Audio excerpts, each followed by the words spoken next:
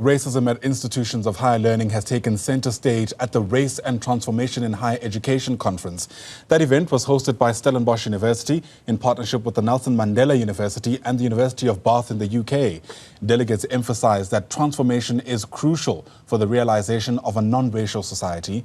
In fact, the Stellenbosch University has also seen several incidents of racism in the past few months, with an inquiry finding that black staff and students there don't feel welcome on campus. Let's unpack this for you now. Bring in Dr. Leslie van Rooi, who is the Senior Director of Social Impact and Transformation at Stellenbosch University, joining us via our video link this morning. And Doc, it's great to see you. Thanks very much indeed for making time to chat to us on the AM Report. You know, racism, as pervasive as it can be in some communities, can also be incredibly elusive. You know, people who are on the receiving end of racism know when it's happening, but it's difficult for them to sometimes prove that this is what they're experiencing because of what I've just mentioned. To what extent has this conference tried to unpack this complexity? Because as urgent an issue this is to solve, it's also incredibly complex. Yeah, absolutely. I think that's an excellent way to understand the complexities of the matter. Perhaps I should start by saying that this is the third in a series of conversations that we've had at Stellenbosch University, and this is after the urination incident that happened earlier this year in May. The first was the annual transformation in Durban, and this is an annual check-in at our university where staff and students take stock of transformation at least over the 12-month period. And we also, of course, have the opportunity to reflect back. Then we had a number of transformation managers on campus. These are the individuals that take responsibility for the offices linked to transformation, employment equity, equality at the 26 public universities. Most of the colleagues attended, most of the universities represented.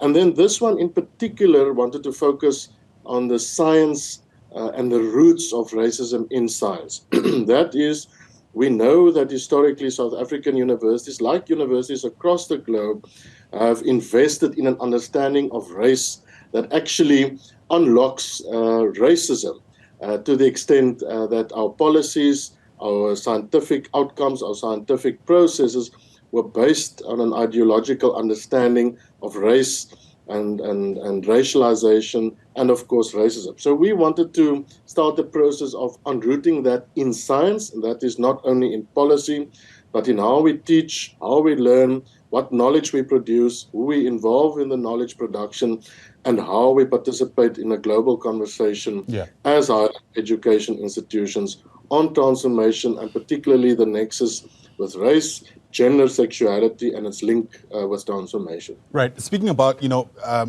questions around who you involve in knowledge production, one also typically finds that these kind of conversations take place in echo chambers. You know, you've got people who are interested in the topic arriving for the conference, many of them perhaps singing in unison by the end of the conference. But when the real work needs to be done, in other words, when it comes to converting those who need to hear this gospel, for lack of a better term, then you find that we actually really do fall short. So how do we ensure that we don't fall into that trap on the back of these discussions that we've had this month?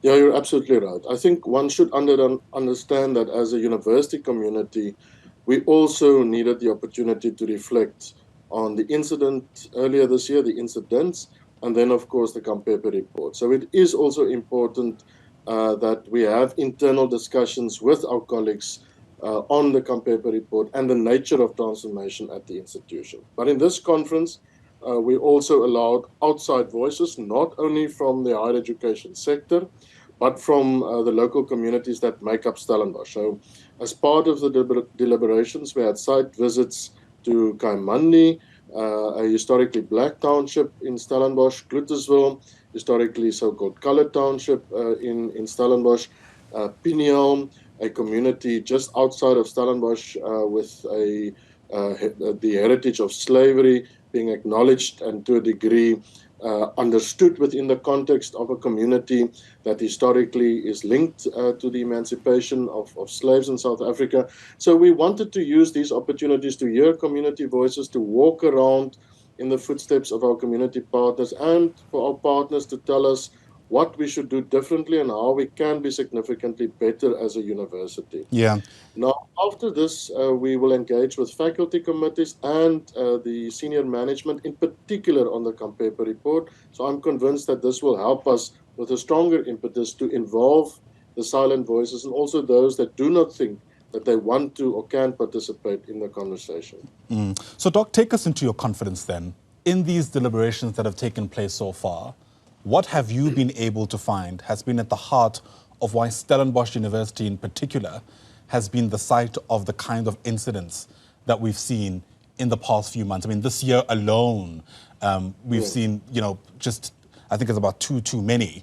So I imagine there's a lot of honest reflection and introspection around what it is about the culture at the institution that would embolden anyone, let alone a student, to feel like they can do what some of those students have been accused of, believing possibly that they get away with it.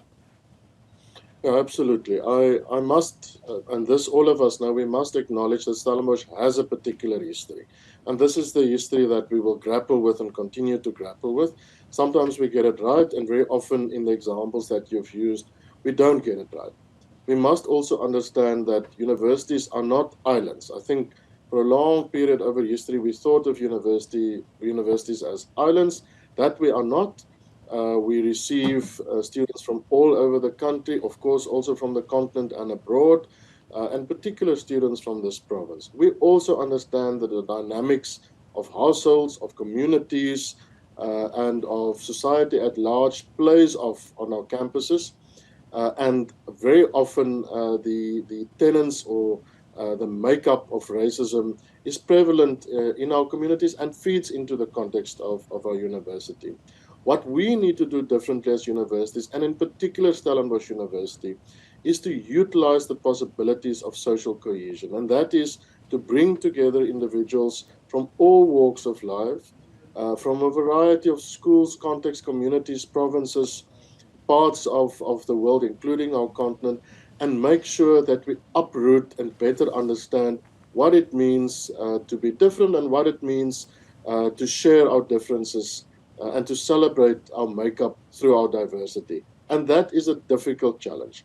In this university, we have to do more to make sure that our curriculum addresses some of the tenets of an understanding of both exclusivity and an understanding of race-based science as it played out in the past, and that we have to make sure that our curriculum and our academic endeavors allow for an engagement that deals with our past, the histories of South Africa, and of course also the history of the science that we study. And then we must make absolutely sure that in our residence halls, where our students interact, and where we have a composition of a variety of language groups, sometimes up to 13, where we have students from a variety of backgrounds, students with particular needs, students with particular experiences, that we come together, that we openly deal with these matters, and that indeed when incidents happen, as did earlier this year, that we honestly and openly grapple with that. Yeah. Indeed, sometimes we get it right, and we don't often hear when things go right. And when we get it wrong, we must go back, we must confront ourselves, and we must try to be even better as a university. Sure. The temptation, and one might understand where this is coming from, the temptation when anybody has been found to be guilty of racism is to call for a harsher punishment. And don't get me wrong, that certainly has its place in our society, not just at Stellenbosch University. But one might also argue that's the easier thing to do, right? Just make the laws harsher. But sometimes it doesn't go far enough in changing the mindsets and perceptions of racists in society, which I imagine is where the real work actually lies. This conference, to what extent has it opened us up to finding solutions of how to do that? And it's a difficult question, I'll admit, because this is something not only Stellenbosch is grappling with, but certainly the rest of the country at least. Yeah, absolutely. You ask excellent questions. I think we must appoint you right after this interview to come to this university. I charge quite the fee, but no, I'm joking. Go ahead. You're absolutely right. We're a university. So at a university, you must continuously learn. We must outlearn and outlive our past. We must unlearn the tenets of what academia used to be in the context of South Africa, in the context of this university. And we must continuously help young people, academics, scientists, visitors to this university to relearn and understand something of who we want to be as a university community. And that must happen inside of the classroom. That was deliberated over and over at the conference. It must also happen outside of the classroom, and that is that where you understand something of your biases, your understanding and of realities, our different frameworks, and our understanding of what it means to be together in a space like Stellenbosch University. And in that sense, we need the outside voices. We need the voices not only of students and staff on campus. We must hear from Kaimandi. We must hear from Cluttersville. And we must make sure that as a university community, we constantly invest in programs that changes attitudes, of course, also in learning experiences that involves our students with real life experiences outside of the academic world.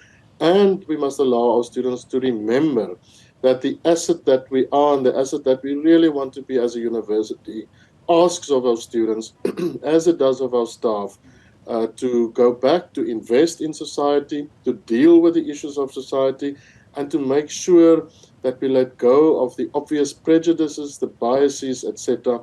And that really can only happen through an experiences that teach us differently and an experiences where we live differently, where our interaction allows for these experiences of diversity, of cohesion, etc. And there we will constantly have to do more and we'll have to do better.